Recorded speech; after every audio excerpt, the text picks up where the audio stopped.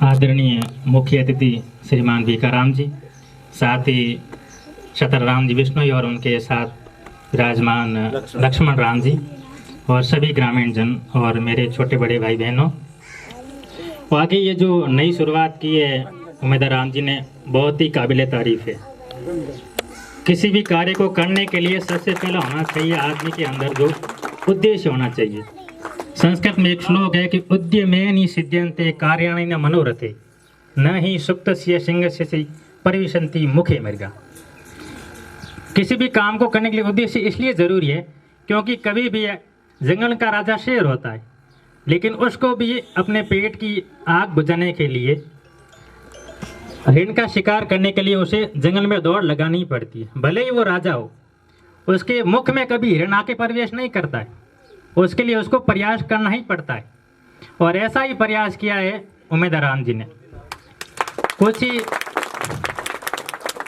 बच्चा है वो एक अबोध बालक की तरह होते हैं, उनको जिस तरह की आप शिक्षा दोगे, जिस तरह से उनको तराशोगे, वो उतनी ही और निखर के आएगी।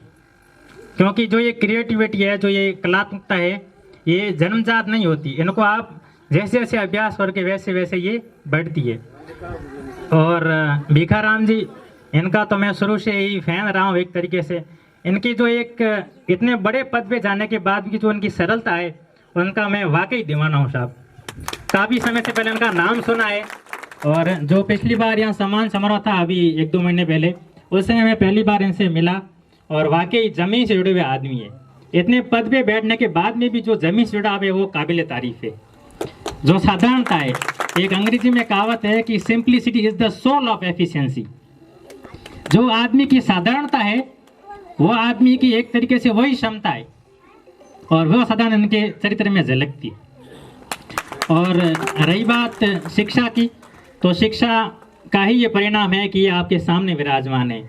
और शिक्षा की एक जागती प्रतिमूर्ति हमारे बीच ये उमेदवार राम जी भी है, जिनके परिणाम से ये देखो इतनी 4-5 बालिकाओं का यहाँ सिलेक्शन हुआ है। ये कोई छोटी बात नहीं है। एक ग्राम पंचायत पे भी सम्मानित होना बहुत बड़ी बात होती है, और वो भी अंतर्राष्ट्रीय स्तर पे। तो ये आप सोच भी नहीं सकते हो कि ये कितनी बड़ी बात है। ये सब शिक्षा की वजह से हुआ है। और मैं धन्यवाद देना चाहूँगा कि आप लोगों का भी, जो इन्होंने वो इतना बढ़िया कार्यक्रम रखा और ऐसे शिक्षा के महानुभावों और आदरणीय लोगों को आमंत्रित किया। ये हमारे लिए वाकई गर्व की बात है, और 2 बातें हमें भी सीखने को मिली।